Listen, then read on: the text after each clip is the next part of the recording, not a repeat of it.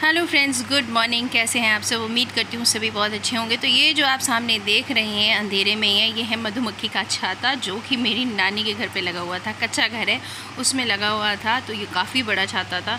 तो ये तो पार्ट मैंने आपके साथ शेयर किया था। मैं अपनी नानी के पास गई थी और काफ़ी सालों के बाद मैं अपनी नानी से मिली थी। और मेरी नानी जो है काफ़ी बूढ़ी हो चुकी हैं, अब काफ़ी एज्ड हो चुकी हैं। और नाना जी मेरे नहीं हैं। और जब मेरे नाना जी एक्सपायर हुए थे तो उस टाइम मैं घर नहीं जा पाई थी, क्योंकि उस वक्त हस्बैंड हॉस्पिटल में एडमिट थे। और उसी टाइम जो है उसी दिन मेरे नाना जी एक्सपायर हो गए थे। तो घर पर बस अब मेरी नानी है। तो इस बार मन हुआ कि मुझे नानी से मिलने जाना है, तो मैंने प्लान किया कि मैं ज़रूर जाऊंगी। साथ में मेरी कज़न भी गई थी, जो आपने फ़ोटो में देख ही लिया था जिसे। और हम दोनों ने प्लान किया कि हम अपनी नानी से मिलकर आते हैं। तो इसी बहाने अपनी नानी मासियों से मिलना हो जाता है, तो मामा मामियों से मिलना हो जाता है। तो यहाँ पर मैं नानी से बातें कर रही थी और याद कर रही थी कि बचपन में मैं छुट्टियों में ना अपनी नानी के घर बहुत ज़्यादा आती थी। जब भी स्कूल में छुट्टियाँ हो जाती थी सर्दियों में, क्योंकि शिमला में सर्दियों में स्कूल बंद हो जाते थे। तो जैसे ही स्कूल बंद होते थे तो मैं मतलब अपने मम्मी पापा से रट लगा देती थी अपनी नानी के पास जाने की। तो यहाँ मैं और नानी अपना वही टाइम याद कर रहे थे बचपन में, कि मैं छोटी होती थी तो यहाँ आती थी। तो बहुत कुछ बदल गया है। यहाँ पर छोटा बेटा मेरा वीडियो बना रहा है, और वो भी इस बार मेरे साथ पहली बार गया कि चलो मम्मा मुझे भी नानी के पास जाना है, आपकी नानी को देखना है। पहले भी वो आया था काफ़ी साल पहले, तो इस बार मैं उसे लेके आई थी। काव्य मेरे साथ नहीं आया था, काव्य अपने पापा के पास घर पर ही था, काव्य नहीं आया था।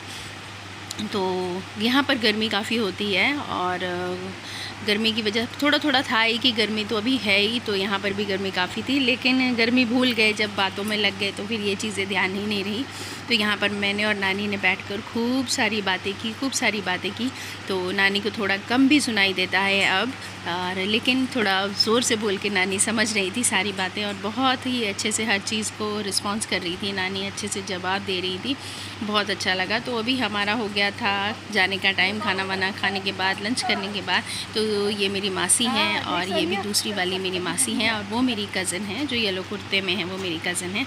तो यहाँ से हम निकल गए हैं। और यहाँ पर बसेस का थोड़ा प्रॉब्लम है, टाइम टू टाइम बसेस आती है। तो यहाँ पर एक जगह है जहाँ पर सभी लोग बैठे हुए थे, तो सब बहुत अच्छा लगा मुझे। और बात वही है ना कि मुझे यहाँ पर ज़्यादा मेरी मम्मी के नाम से पहचाना जाता है। तो सही बात है, जब भी नानी के घर जाते हैं हमें हमारी मम्मी के नाम से पहचाना जाता है कि ये उसकी बेटी है। तो यहाँ पर हम सबसे मिल रहे थे, बात कर रहे थे, और तब तक जो है हमारी कैब भी यहाँ पर पहुँच चुकी थी। और बिल्कुल ये घर के पास ही आती है ये कैब।